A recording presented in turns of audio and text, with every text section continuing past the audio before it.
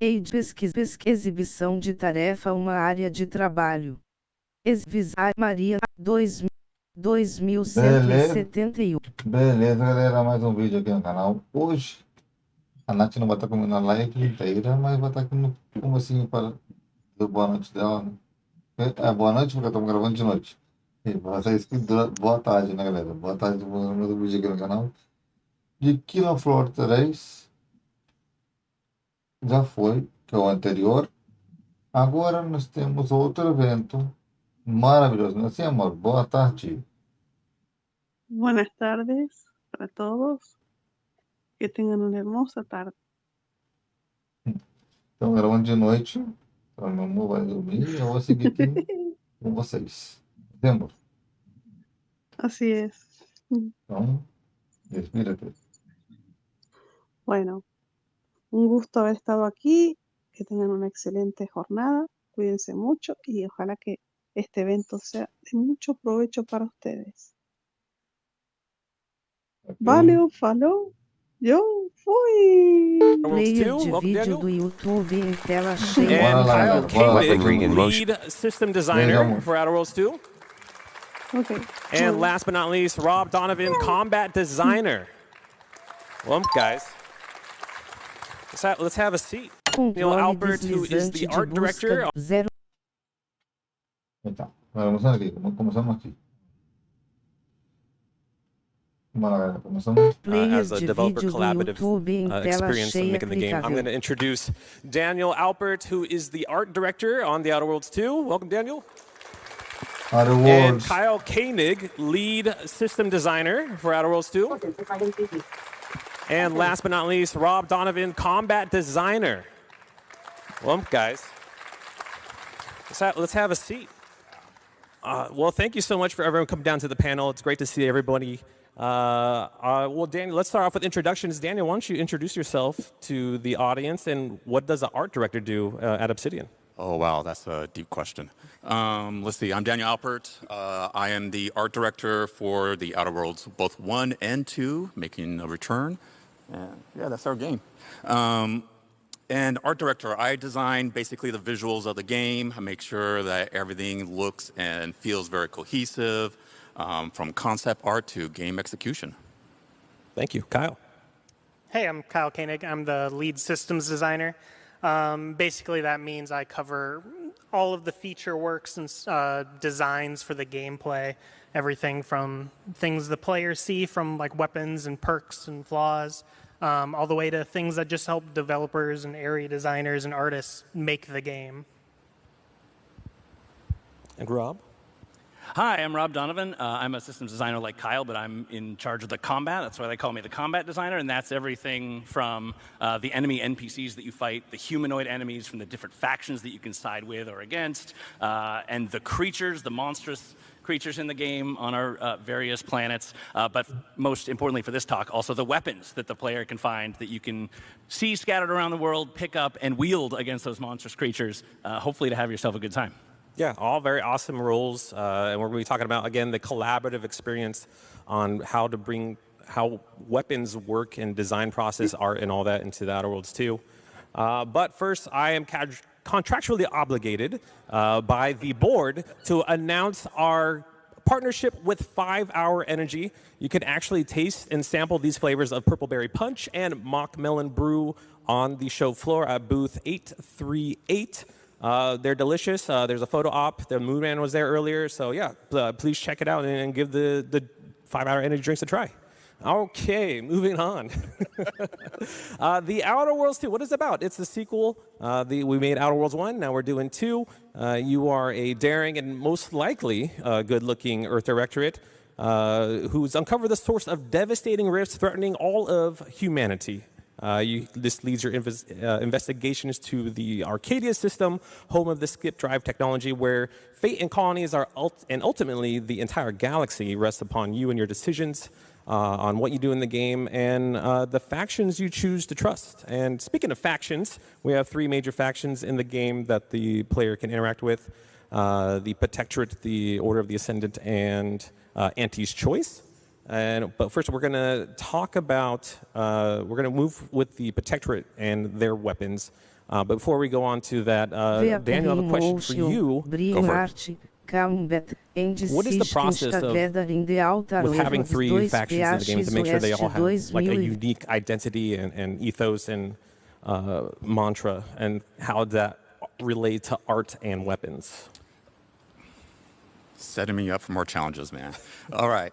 Well, in general, with any kind of game, you want to make sure that, you know, your enemies, your friends, everyone is very recognizable from a far distance, so you know who you're going to go talk to. It's incredibly important in a game like ours that has several factions, several sub-factions.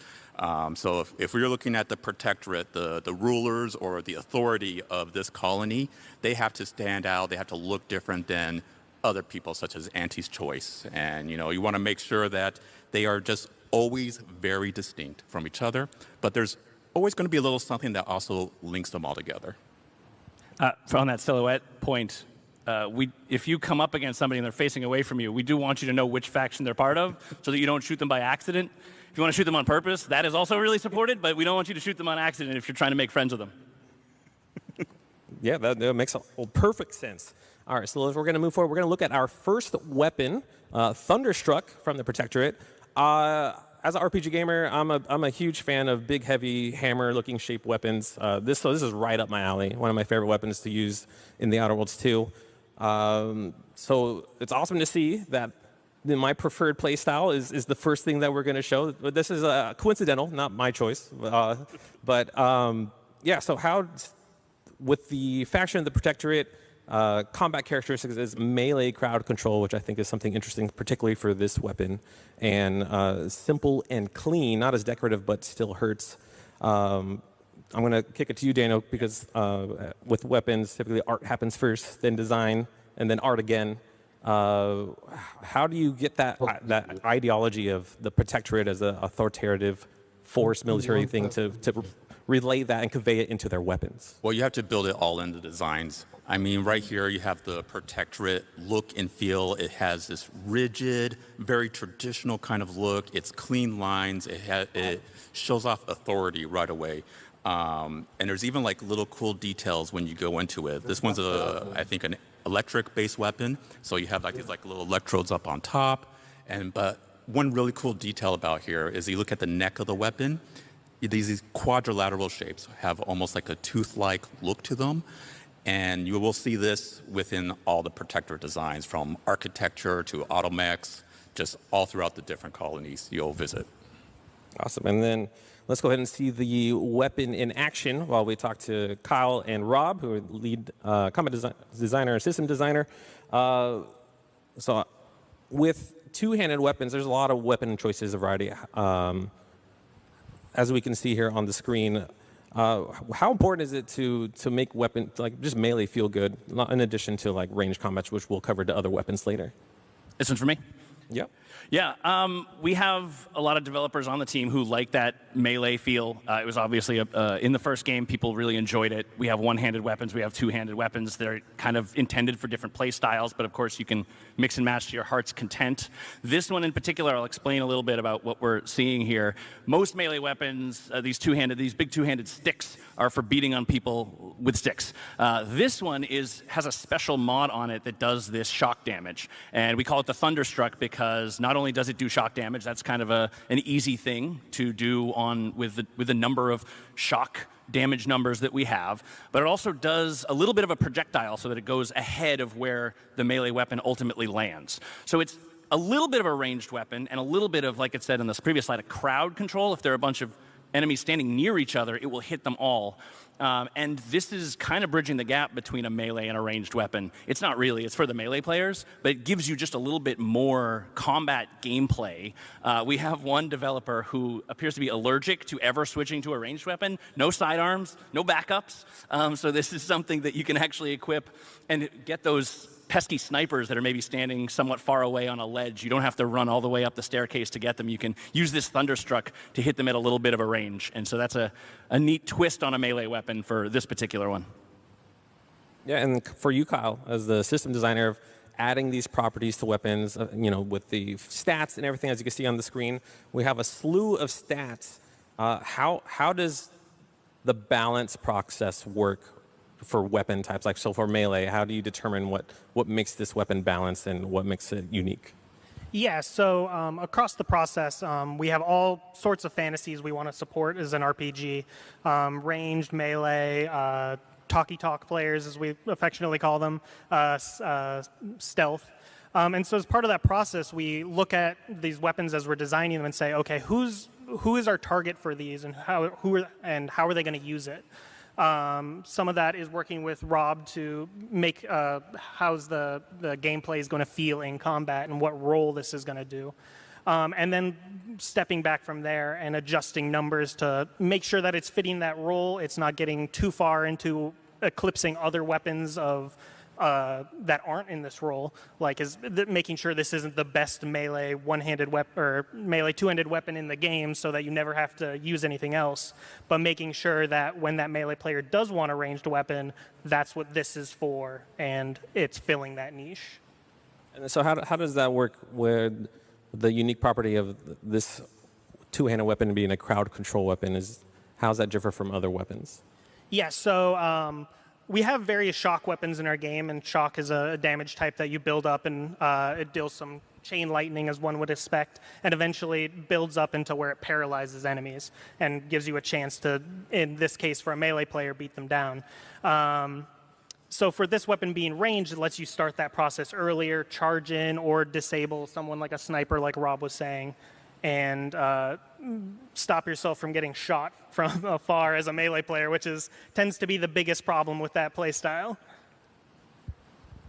And then, so for you, Daniel, when Rob and Kyle are like, all right, here's the weapon, here's how it's going to work, can we make it feel heavy? Can we make it feel meaty with like the visual aspects of the game? So how do you go about making that the feel of the weapon also show represented visually? Well, I mean, I wish it was just art alone that did that, but really it's animation, it's audio, it's VFX, it's lighting. Everything has to come together to where you get that heavy feeling. And even though like this is like a nice, meaty, chunky weapon, like it is not the biggest hammer in the game. Okay, I like that. Yeah. Okay, thank you. We're going to move on to another weapon from the Protectorate. I think this one people will have a lot of fun with, and this is the multi-launcher. The combat characteristics are explosions on demand. So when you guys design and develop weapons in the game, and you're coming up with these characteristics, what are you looking for for the design choices? Yeah, so when we're first starting to look at what is our unique weapon palette, we're looking at what weapons do we have and that we're building on and expanding for the unique weapons, and how do we get a good spread of playstyles and faction representation. So for something like this, which is Protectorate is very authoritative. They like big explosions. They like dealing big damage in a big, flashy way. So from there, we just elaborate on, okay, well, we have rocket launchers. What's the next level of that? What's the more that makes this unique, interesting? And that's more explosions. So this is a pistol that shoots missiles at rapid fire and just kind of lights up the enemies from afar. Thank you. And so, question for you, Daniel. When the team comes up and they're like, hey, we have a pistol that shoots missiles, what kind of real world or maybe fictional inspirations does you and the art team get when trying to create something like this? I was asked that question twice in development of this game because this is the multi-launcher. We do have a singular launcher as well. Geez. You know, we look at our retro aesthetic, and we have a time period that we kind of base everything out of. And so we will take inspiration from like real world weapons and say like, how can we make it more outer worldsy? How can we add a little flair? How can we add a little punch? And this is sometimes what you get. You just get a giant multi-shooting rocket launcher. And a question for you, Rob, as a combat designer, how does balance come into play when you just have I guess a pocket rocket essentially, and how will the player expect to use this in combat? I mean, It's a rocket launcher. I don't need to talk too much about how the rocket launcher works. I think people who played a video game know how the rocket launcher works. I will get to your question about balance in just a second, but the important thing here is we're trying to make something that's fun to use. We're trying to make something that's more than just something you've seen in 100 other video games before. A tube rocket that fires one time and has a lengthy reload. That's great for other games, but we want to do something a little more. We want to make it something unique and different. We want you to think hard about, well, why should I use this thing over something else? And I mean, it is fun to use. In terms of the balance, we start with the player fantasy, like Kyle was alluding to. We're saying, like, if you are the kind of person that wants to use this, you find this in the world, you pick this up and you go, I figured it out. I got it. Maybe you're spec'd into the explosive skill that we have, and you're like, this is going to combo really great with my RPG build. We want to start by saying, then how can we deliver that for you? And then we need to figure out, like, what are the levers that we can use so that, like Kyle said just a second ago, how is this not the best weapon in the game? We can't have every weapon be the best weapon in the game. We want them all to fit those roles and be perfect for one kind of player, or maybe even one individual player. So some of the things that you might expect out of firing this many rockets this rapidly is you're going to run out of ammo. You're going to have to engage with some of our other systems to get ammo. You could buy it at vendors. You can craft it. We have a crafting system. It might be very expensive for you to actually use this weapon all the time. And it might also give you some friendly fire right there. This player just shot a small automech floating in front of it, and I guarantee you they took some friendly fire damage because rockets explode in big booms. Like this, again, this is not rocket science here. It's just rocket launchers. That was a good one. And then for you, Kyle, as Rob mentioned, when there's an explosive skill and if you're using explosive weapons, how does that cater or benefit for players' specific playstyles? Yeah, so we between perks, flaws, skills, pretty much everything in the game adjusts based off of your skills, as one would expect from an RPG. No pun intended. So for the explosive skill and also the gun skill, because this is also a gun, it scales with both of those just in damage. But then we also have perks here. There's one perk which actually stops you taking friendly fire from explosives. So if you're living this fantasy of shooting missiles 2 feet in front of your face, you can. I bet somebody out there likes that. I don't know. You sickos. Okay, thank you. All right, we're going to take a look at the next faction in the Outer Worlds 2, and that is the Order of the Ascendant.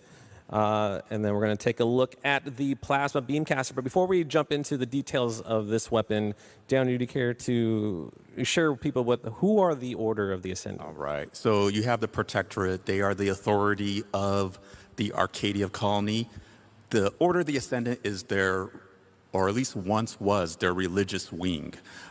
So where you have the government structure, this is the religious structure. And when I say religious, we're talking about scientific methodology here. They are number crunchers. They are people who love to collect data and look at the cosmos and just kind of plan everything out. So they are precise. They are basically the science of our colony here. And when you're looking at the weapons here on the Order side, on the caster, they're not worried about like the look, the frills of it. They are making sure like this thing is set up to be a precision weapon. They have excellent cable management, and as you can see there, this thing is sporting some plasma damage. Yeah, I wish I can have that skill of cable management. It's a nightmare.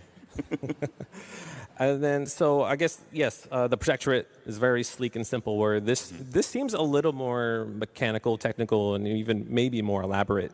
How does that kind of go in line with the Ascendant's ethos? Well, it's going back to like, they're not worried about like, how do they look? What's the flare? They're worried about the science of it. They want to make sure that this thing just works. So when we design these weapons and we design a lot of the Order look, we almost like took the idea of like, what if we took off the outer casing? And this is the feeling of it. Very, very nice. All right, let's take a look at the Plasma Beamcaster in action. Again, for a quick question for you, Kyle. So we had a melee weapon, we had a launcher weapon, and now we have a plasma weapon. how do you determine, like statistically wise, with like all these stats here on screen, of how to make each weapon feel unique from one another, including like the factions? Yeah, so we have multiple damage types in the game, and each damage type is associated with one of the factions. We saw Protector uses a lot of shock, which relates back to they utilize a lot of auto mechs, and that the themes align there. The Order of the Ascendant is all about plasma. And so a lot of their weaponry uses this plasma damage, which lights enemies on fires and deals more damage over time, and aligns with this weapon where you're from afar slowly ticking this up and increasing the burn rate more and more, all at a pretty efficient cost going back to ammo. But although a lot of our weapons have these damage types, a lot of our weapons are also pretty moddable. Especially all of our base weapons like this. This is actually not a unique, this is just one of our base core weapons. There is a unique version of this that you'll have to find. But all of our weapons also have mods available to them. So while this weapon is always going to be an accurate mid to long range damage type machine, you can also mod it so that it gets a zap barrel. So now it deals the shock damage, so you can use it to CC enemies from afar or chain damage between them. You can also mod it to be even more efficient with ammo. So if you're really struggling for ammo, you're not quite good with managing your money, you can mod it to do so. You can also mod it to be better for your companions and mark enemies so your companions focus them down and get some bonus damage against them. And then for you to follow up with Rob, with a weapon that's this moddable, be able to like change its damage type and all this, and then going from rocket launchers to a beam of plasma, how do you go about how the player's going to use that in combat with the weapon be able to change in different variations according to what the player does to it? Well, the modding part I think is a different axis, and we can return to Kyle and talk about that a little bit, about the different damage types. But the beam, the fact that this is a beam weapon really crowbars it away from many of our other guns in the game. If you have a bullet-firing weapon, if you have the rocket launcher like we just looked at, if you have a two-handed melee, those kind of have their own roles. They have their own combat abilities and things. This is a beam, so it's hyper accurate. You don't have to worry about recoil and weapon sway and things like that nearly as much. You can just kind of hold the beam on an enemy, and you'll burn them, and you'll burn them for as long as you keep holding it. And some of these guys are dodging out of the way, which is very cool. It gives you a little bit of a challenge. Maybe this isn't the weapon for you. Maybe you don't like that precision aim. You want to go back to the rockets where you just kind of launch them downrange and wait and see them explode. But one of the very cool things about working on the Outer Worlds 2 and on working on sci-fi games is that we can do this. We can do these made-up beam-like weapons and have them occupy a unique combat role that's different from some of our other roles. And like I was saying with the rocket launcher, like do something different with them. Make it something that you haven't seen before. Make it something that one person is going to be like, oh, this is my jam. I love the plasma. I love the precision. Maybe the player here is sort of focusing on one at a time, but what would happen if you sort of burned one guy a little bit and then ran around the corner and burned a different guy and just let them burn alive? Some people might like that as well. Being a game developer is weird. But yeah, it's really fun to work on all these different kinds of things. And like Kyle was saying, this is just a base weapon. Like this is just what it does out of the box. And this is not a unique special thing. You can make it unique and special, and you can make it your own, and you can play your own play style with the mods and with the elemental damage. Do you want to talk any more about that, or do you say what you had to say? Well, I can get into the third other damage type when we get to the next one, but yeah. Oh, that one. Yeah. Well, I guess what is the collaborative process like? What design meeting of having like all these different disciplines together? Like we want this laser beam cannon. We already have like a foundation from Outer Worlds 1. How do we plus this up for Outer Worlds 2? Yeah, so I'll take that one because I think it starts on my team. Yeah, so we'll think through our suite and our focus, and from there we come up with ideas, brainstorm, and we run them by the other teams. Hey, combat, we want to make this crazy beamcaster. Can we make that work? Is that going to disrupt combat in a fundamental way? Hey, art, is that something that even makes sense for this world? Things like that. So once we have an idea and everyone's kind of on board, we all meet up and we start developing there. Like, okay, let's hammer in how exactly is this going to play? How is it moddable? What do those mods look like? What faction is it? All of those, figuring out all those details, and then once it's made, then iterating, balancing, playing it against all the other tools. How well does this one scale with skills and perks? Is it supported enough with perks? Do we need to create some more perks to make this type of weapon better? All sorts of things, looking at a giant big picture of all the pieces and making sure they're all together. Yeah, I mean, we've gotten some crazy designs from these two over here, and it's always fun and it's always a challenge to like take one of their designs and say like, how can we push this? How can we make it as cool and as appealing as possible? But while also making sure, again, it has to be Outer Worlds. And this one has to be Order of the Ascendant. And you see a lot of cool like little details that we added onto this weapon. As I talked about before, the Order of the Ascendant talks about they take details and information from the cosmos. So you have these two spinning wheels on the very top of the weapon. It's actually a quarter moon and it's a half moon if you can catch it. And then the weapon itself, it's this big giant spinning orb, which is actually meant to like look and feel like a moon, a planet with a molten core inside of it. And it's one of the reasons I'm really happy we chose plasma to be the Order of the Ascendant's damage type of choice. And when you see these kind of like visual motifs and the weapons, you'll also see it throughout the world again. So one of the very first places you go to in the Outer Worlds, it has like this very Order of Ascendant kind of look to it. Anything to add, Rob? No, I think we're good. Actually, wait. One of the first places you can go in the Outer Worlds, segue, is in a Gamescom demo that we just did like last week. So if you're an Outer Worlds fan, you should be checking out some of the press that we got out of that. The team, some of the other members of the team, our colleagues, went out and did a bunch of demos. There's a lot of videos out there about the first hour of the Outer Worlds too. If you haven't seen it, you got to check it out. It's very cool. Awesome. All right. So that is the Order of Ascendant. We're going to go ahead and move on to Auntie's Choice, which is, maybe I would say it was a merger between Spacer's Choice from the Outer Worlds 1 and Auntie Cleo's, and now they're a megacorp, or maybe, well, Dan, you said it was more of a hostile takeover. All right, before I show this to everyone. Yes. Yeah.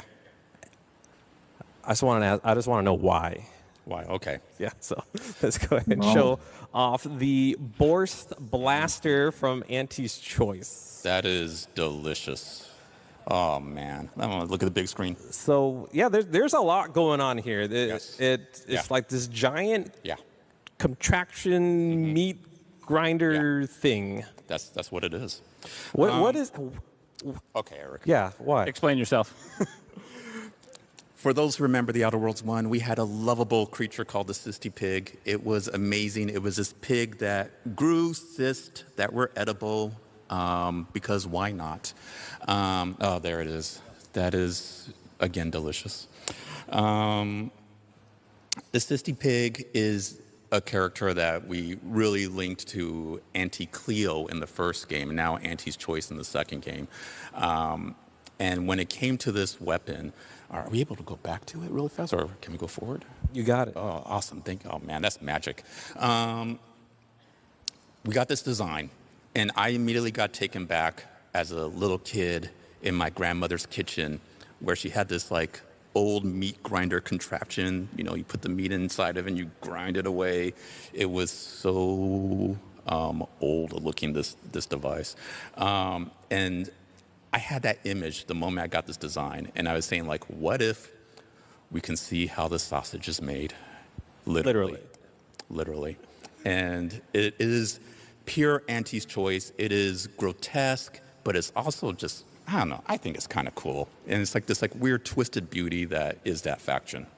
So how does this design is in line with Auntie's Choice brand? Deep questions. I mean, She's very experimental. she's very experimental. She does not mind experimenting on creatures. Do not mind experimenting on people. But in the name of profit and making sure like everything is used fully to its I don't know. It's grotesque. I love it. So you went to a store and you saw this on sale on display. Yes. You would instantly buy it. Absolutely. I buy two. So for Kyle and Rob, when this idea was pitched to you guys, they're like, all right, let's make this into a weapon. Like what's the thought process?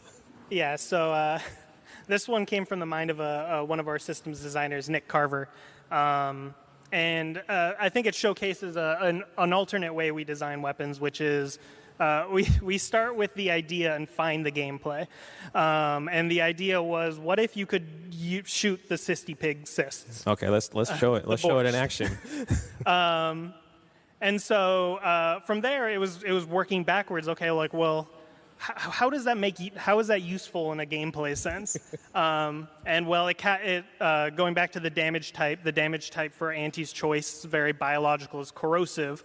They shoot a lot of gross acids and toxins that erode enemies' armors and make it really effective. And the Borscht Blaster definitely makes use of that, sticking these sticky cysts that explode and deal damage. But it has a second use, which is that you can still eat them. It's still food.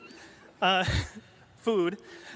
you can shoot it and run over and pick it up and eat it. So if you're in the middle of combat, low on healing, but got a lot of ammo, you can always eat it. Is that advisable? You're really damaged with these chunks of meat, but then it's also edible. And it's an advertised feature by Auntie, so use what you got. But yeah. And Rob, I know when you probably saw this for the first time, I don't know, what were you thinking about how are you going to balance something like this? I mean, yeah, it's a tricky one. We don't have a lot of projectiles that you can eat. I guess canonically there is no food safety in the Outer Worlds, which makes sense. So we started by thinking of it as a grenade launcher. I don't know if that's on the screen here, but it has that projectile arc. So we're like, okay, well, grenade launcher arc. We know what that looks like. We have that. We're gonna let the weirdness of it, the grotesqueness of it, the uniqueness of it kind of stand apart. And so we're not going to go too nuts on everything. It doesn't explode per se, although you've seen the dismemberment happening here. So if you stack it up enough times, it will do that explosion, but it's not like a traditional grenade launcher. And that's about as good as we could do. We were like, I don't know, man, this is a beef gun. We tried. I don't know. You guys, it's perfect. I mean, again, this is what's fun about working on this game. Other science fiction games might go nuts and have a beam rifle, but I don't think you're going to find another game that has whatever this is. A beef rifle. A beef rifle. Love it. That's a good idea for future content, a beef rifle. I guess for Kyle, when a multi-purpose weapon, as a system designer, where you need to deal damage, it needs to do corrosive damage, but also heals. How do you make sure it's not, overpowered, where you're like, you don't need to heal anymore with your inhaler. You just eat meat. Well, there's some inherent risk with doing that. We have a system for our inhaler where you build up toxicity. I think they talk about that in those Gamescom trailers. And eating this gives you that as well. And eating too much can cause you to crash out, and the healing no longer works. So when we're balancing something like that and like trying to evaluate does this have too many uses? Sorry. There's just we need to look at our entire palette again, and something like this, it just ended up being fairly niche. Corrosion has a lot of uses. It can take out armor. It's not the most damaging weapon, but it's useful for debuffing enemies. If you go explosives, these are technically explosive. Your explosive skill also scales this. Your science skill will scale this, making the corrosive stack faster. And also medical, because then you can eat more of the meat because your toxicity threshold is higher. Sistar medical. Sure. So this is a super weapon. You apply so many skills with the usefulness of this Borscht blaster. Well, and I'll add, we don't want to make everything perfectly balanced. We don't want everything to be sort of interchangeable. We don't want it all to seem like, this gun's about as good as this gun. We want you to be able to lean into the RPG stuff, and if you're into corrosive, do that. And even if you're not into corrosive, if you think this gun looks rad and you just want to run around and use it for an hour or 10, that's great too. I'm not going to intentionally make anything that is the greatest gun of all time. We've talked about, like, there are some risks that are making one gun too good, but at a certain point, you just want to kick back and be like, the weirdos that want this gun are going to be over the moon about this game, and we're probably going to get some weird fan mail, and that's good too. Weirdo in a nice way. Of course. All love to the Outer Worlds fans. I mean, you answered. I was going to follow up with a question of like how to like the overall weapons in the Outer Worlds 2, and like how does weapon like Deve ter as you said, evento like sobre The you're Outer not trying to make Worlds. every weapon similar. There's There's benefits of using one weapon over the other. For the overall gameplay, how do you, again, like we're going back to balance of allowing players to make those decisions on their own? You mind if I take this? Yeah, so it sounds contradictory, right? We don't want a single weapon to be overpowered, and we are okay if a single weapon is overpowered. Those are kind of contradictory. Not to get into the weeds too much, but we have a lot of levers that we can use to balance these things out that aren't that noticeable, that don't change the core experience of shooting chunks of meat at guys and then eating them up. There's a whole panel here about all the stats that we have in the game, and any one of those we can kind of noodle with and tune, right? It has, I can squint and see here, a magazine size of 96. Now that's not 96 units because they take variable amounts of the ammo type that this takes. So that's one thing we could tune. Maybe it takes up more ammo, maybe it takes up less ammo, maybe the magazine size is smaller. Magazine is maybe not the right word for this, but Kyle, do you want to talk about any of the stats here that you think people are going to kind of go nuts for? Maybe I'll set you up. This says that it has a crit chance of 0, and I am really angry about it. Yeah, so I mean, pretty much every stat leads to some sort of build. Crit chance, well, a lot of weapons, there are other uniques that have inherent crit chance. Crit chance is also available through perks and flaws, and that could be someone's specific build. We have one perk called Serendipitous Slayer, which whenever you do get a crit and the perk increases your crit chance, gives you, immediately reloads your weapon. So if you really want to use this weapon, but the reload's super long, it's what is it? 5 seconds. 5 second reload, which is You pretty can turn long. around too behind you. It's a much bigger screen. Oh yeah, yeah. So it's a 5 second reload time, and you're like, I want to use the Borscht blaster, but I'm the crit chance build. You can lean into perks like that to keep your Borscht blaster loaded as you're damaging a bunch of enemies. Also, things like noise. The player can affect their noise in numerous ways, perks. So you could be a stealthy beef gun user. Stealth multiplier, your sneak skill. So you can stealthily kill people with this. All of these things key into different skills and perks and flaws to kind of let you go any direction you want with these weapons. Certain weapons will obviously lend themselves better to certain play styles, but we didn't want to interfere with the player's creativity with build construction and weapon design. And then, so for Danny, I don't want to leave you hanging because we're very weapons heavy at the moment.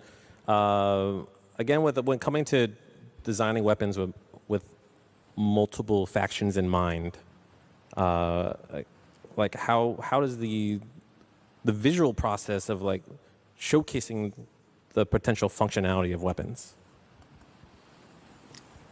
That's a great question. I'll just say it's just a general, it's a challenge because, we're looking at just a few weapons here, and we literally have, hundreds of weapons? I don't know. How many weapons? Depends on how you count them. Yeah. We have a lot. Not counting mods, and every weapon has mods, where I think we're at 90 plus. 90 plus. All right. Not quite 100, but 90 plus is pretty solid. And, trying to make sure, each weapon not just feels like it's appropriate for its faction, but it's appropriate for the play style. It's appropriate for the Outer Worlds. You have to just kind of make like nice, distinct, hard choices. And like, does this weapon's silhouette read? Does it read from a distance? Does it feel like it's part of this faction? And does it like work as the player would think it's intended to work? Thank you. So yeah, I love this weapon, by the way. It's the best weapon. How many people in here had the word beef uttered 20 times on their bingo card today? I guess if you're going to the Outer Worlds 2 panel, that's the only one that might, right? They would win. They got it. You got it. Beef. Check it off. Okay. Let's see. I guess I want to circle back of the collaborative process, because this takes a whole team. It's not just one person working on a weapon. It involves, programmers, systems, combat, art, all that stuff.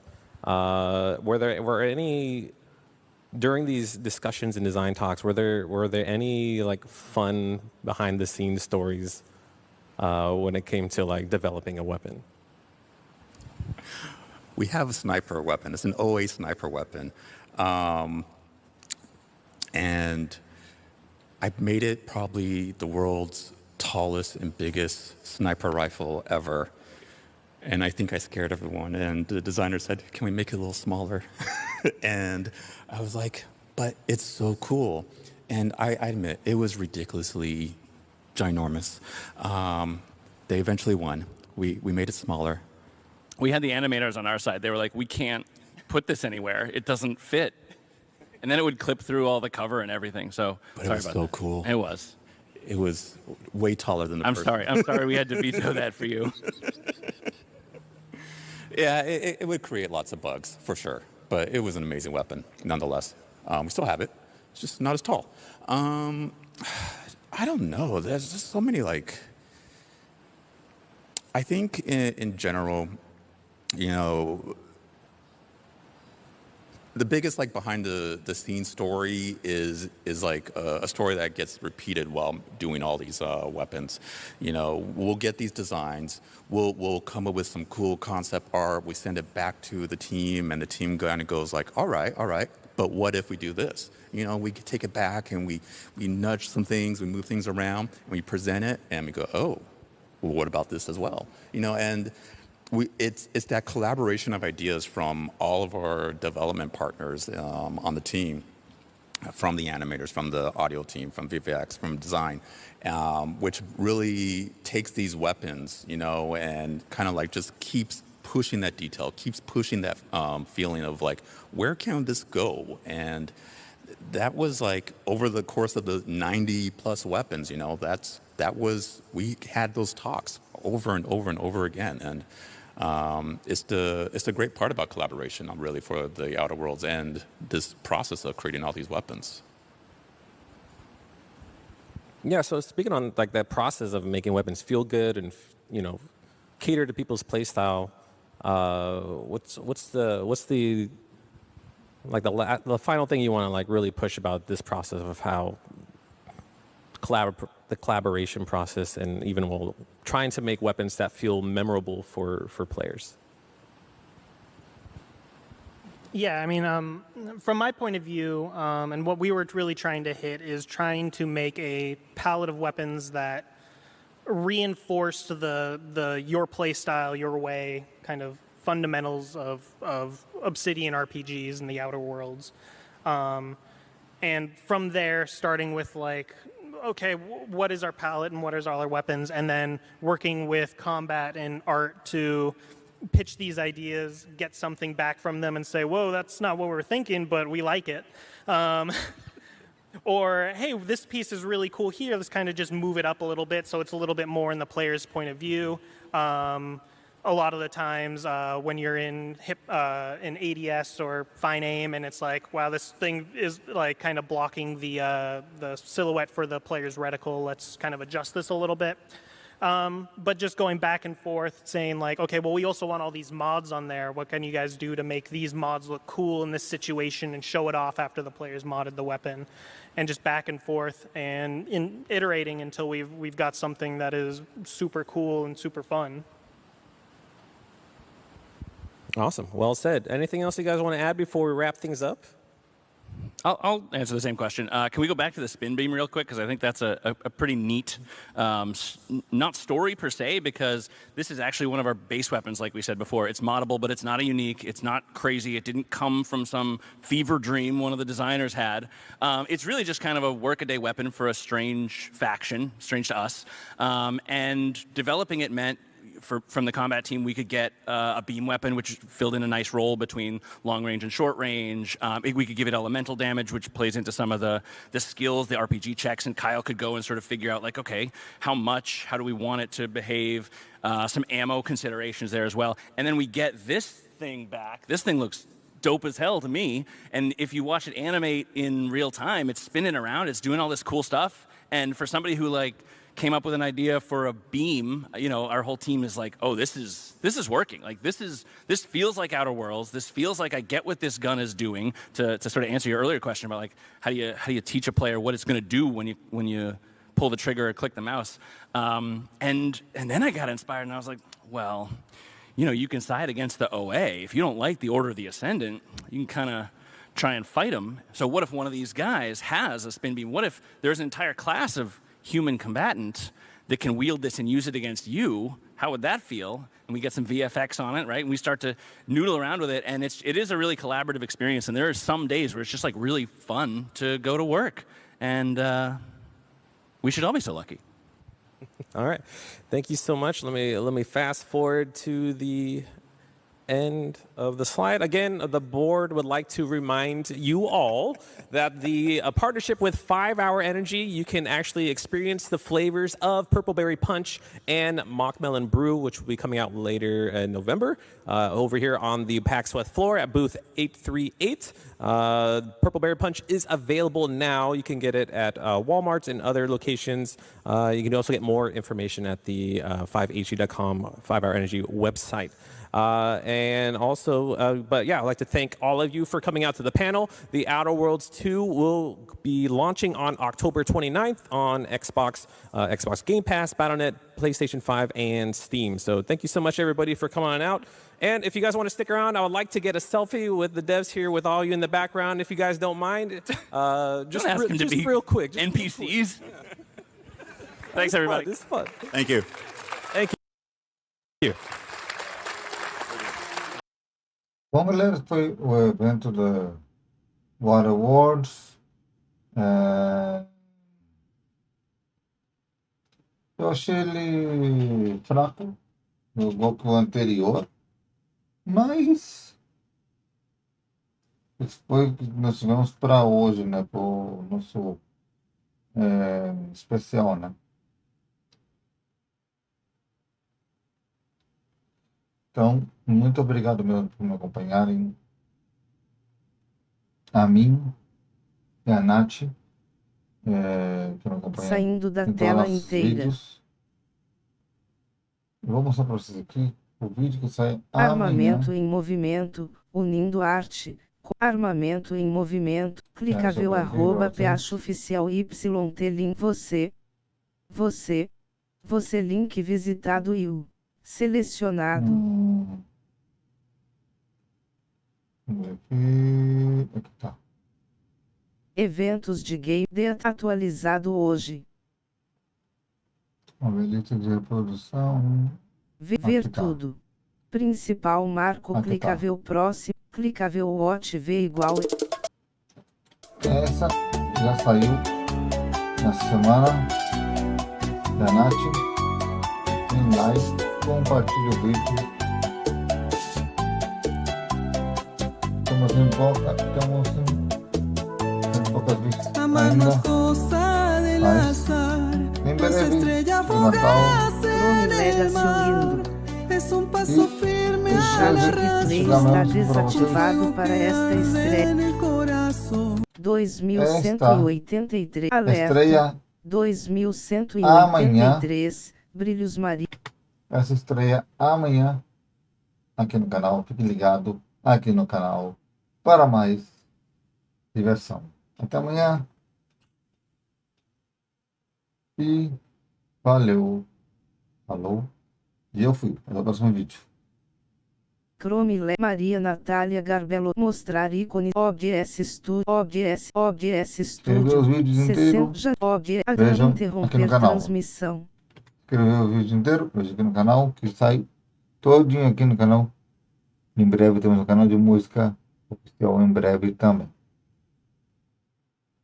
Abraços. Implotum 300 ml Live, 0 horas 50 minutos.